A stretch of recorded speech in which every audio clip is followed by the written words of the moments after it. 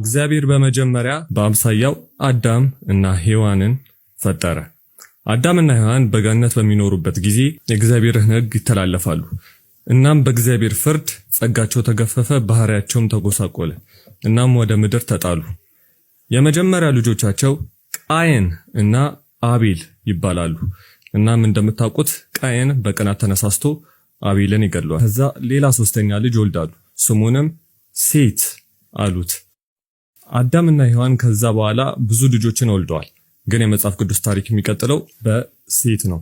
ሴት ሄኖስን ይወልዳል። እናም ከ7 ትውልድ በኋላ ኖህን እናገኛለን። ኖህ በመርከብ ከጥፋት ውሃ የዳነው ሰው ነው።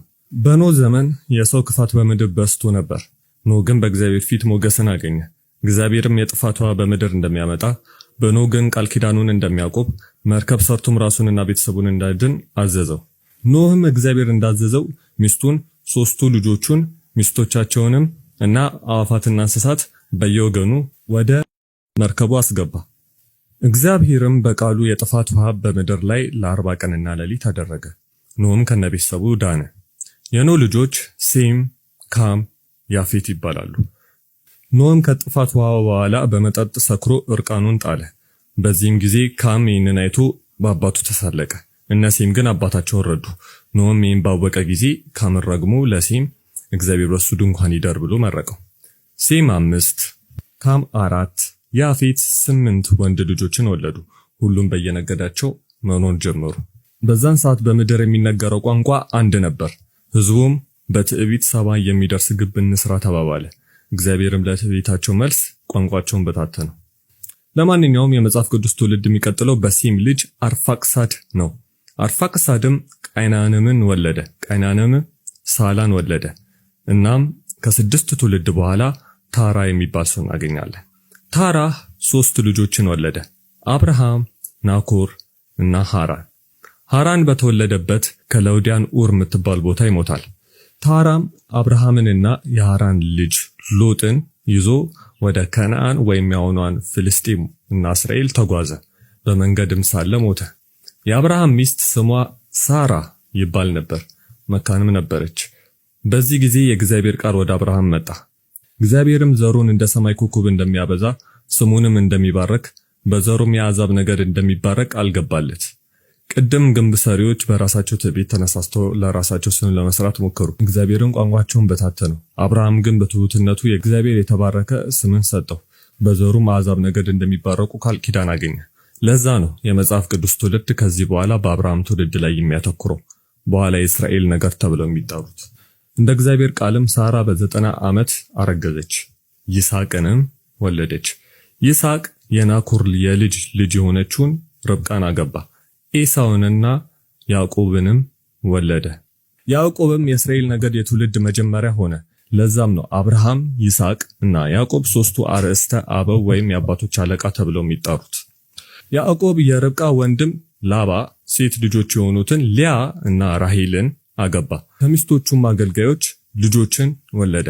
እያንዳንዱ የያዕቆብ 12 ልጆች የእስራኤል 12 ነገድ መጀመሪያ ሆኑ። ከያዕቆብ ልጆች አንዱ ዮሴፍ አባቱ አብልጦ ይወደው ነበር። ወንድሞቹም በቅናት ተነሳስተው በባሪያነት ሸጡት።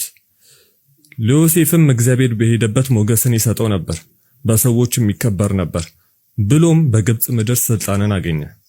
ወንድሞቹም ወደ ግብጽ ምግብ ፍለጋ መጡ፣ አብረው መኖር ጀመሩ። ዮሴፍም በሞተ ጊዜ እስራኤላውያን በዝተው ስለነበር ዮሴፍን የማያውቀው ፈርዖን በባርነት ገዛቸው። ከዛ የምናገኘው ሙሴን ነው። ሙሴ እስራኤላውያንን ከባርነት እንዲያወጣ በእግዚአብሔር የተመረጠው ሰው ነው። ይህን የሚያደርገው በወንድሙ አሮን እርዳታ ነው። በኋላ እስራኤል ካህን የሚሆነው ያ ታሪክ ዘጸአት በመባል ይታወቃል። በውስጡም ታዋቂ አጋጣሚዎች አሉ። ለምሳሌ የቀይ ባህር መከፈልና የ10ቱ ትእዛዞች መሰጠት። እስራኤላውያን በዳኑ ቅጽበት ሕጉን መስበር ጀመሩ። ይባስ ብሎ በአንድን ይሻል ነበር መባባል ጀመሩ። በዛም ምክንያት ለበረሃ ለ40 ዓመት ተንከራተቱ። በዛን ጊዜ ሙሴም ይሞታል። ከዛም እስራኤላውያንን ወደ ከናን የመራው ኢያሱ የሚባል ሰው ነው። በእግዚአብሔርም እርዳታ የኢያሪኮ ግንብ ፈርሶ ጠላትም ተማርኮ ወደ ምድር ገቡ። ከዛም በኋላ እስራኤላውያን በመናፍስት መመራት ጀመሩ። ከመሳፍንታት ውስጥ እነ ጊዲዮን፣ ዲቦራ እና ሳምሶን ይገኙበታል። ከትንሽ ጊዜ በኋላ እስራኤላውያን ንጉሥ ፈለጉ። በዛን ጊዜ ነቢይ የነበረው ሳሙኤልም ከቢንያም ነገድ የሆነው ሳኦል ቀብቶ አነገሰው።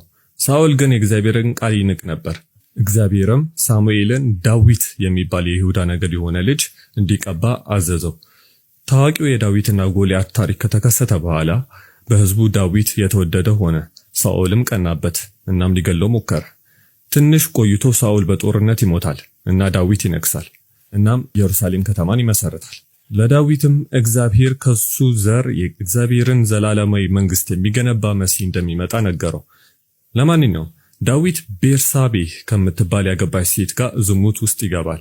ነገሩንም ለመሸፈን ባላን ያስገድለዋል።